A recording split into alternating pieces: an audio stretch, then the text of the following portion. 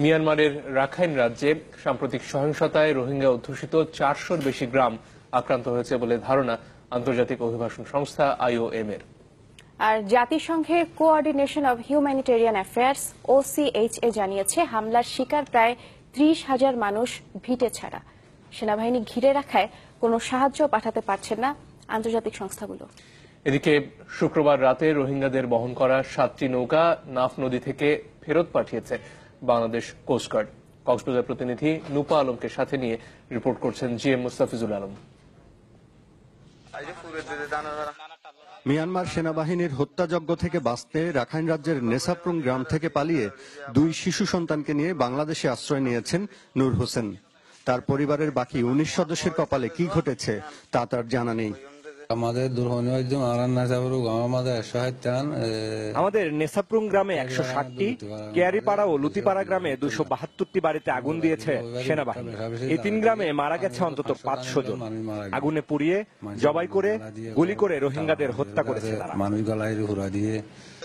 গত 9 অক্টোবর 3 সীমান্ত চৌকিতে সন্ত্রাসী হামলার পর রাখাইন রাজ্যে মিয়ানমার সেনাবাহিনী যে অভিযান শুরু করেছে তাতে অন্তত 30,000 রোহিঙ্গা ভিটে ছাড়া হয়েছেন বলে জানিয়েছে coordination of humanitarian affairs OCHA। এই সংখ্যার সাথে একমত পোষণ করে আন্তর্জাতিক অভিবাসন সংস্থা IOM বলছে রোহিঙ্গা অধ্যুষিত শত শত গ্রাম জ্বালিয়ে দেওয়া হয়েছে। জাতিসংঘের শরণার্থী বিষয়ক সংস্থা UNHCRও মনে করে অভিযানের মুখে হাজার হাজার মানুষ বাস্তুচ্যুত হয়েছে। অক্টোবর মাস থেকে সেখানে একটা সংঘর্ষ চলছে এবং মায়ানমারের বর্ডার, বাংলাদেশ বর্ডারে মানুষ যে বসবাস করে তাদের সূত্রেও আমরা জানতে পেরেছি তারা ধোঁয়া দেখেছে, গুলির শব্দ শুনেছে, মানুষের চিৎকার শুনেছে, কখনো কখনো বোম্বিং দেখেছে। আমরা আন্তর্জাতিক গণমাধ্যমে যেটা দেখেছি এ পর্যন্ত 400-র উপরে গ্রাম সেখানে এফেক্টেড হয়েছে, 30,000-এর উপরে মানুষ বাস্তুচ্যুত হয়েছে বলে আমরা জানতে পেরেছি। জাতিসংঘ সহ আন্তর্জাতিক সংস্থাগুলো মনে করছে ভিটে ছাড়া মানুষের জন্য জরুরি ভিত্তিতে খাদ্য ও চিকিৎসার সেবা দরকার, না হলে বহু মানুষ অনাহারে রোগে শোকে মারা যাবে, কারণ হতভাগ্য মানুষগুলোর আশ্রয় নেয়ার সব পথ বন্ধ।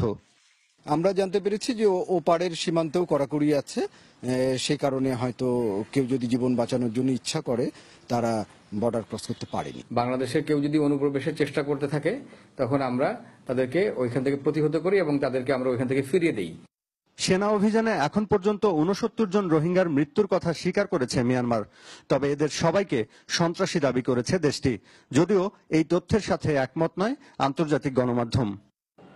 লন্ডনের কুইন ম্যারি ইউনিভার্সিটির ইন্টারন্যাশনাল স্টেট ক্রাইম ইনস্টিটিউটের সাম্প্রতিক গবেষণা প্রতিবেদনে বলা হয়েছে গণহত্যার চূড়ান্ত পর্যায়ের সম্মুখীন মিয়ানমারের রোহিঙ্গা জনগোষ্ঠী। চলমান সামরিক অভিযানকে তারই অংশ মনে করছেন বিশ্লেষকরা। GM Mustafizul Alam, channel 24, Cox's Bazar.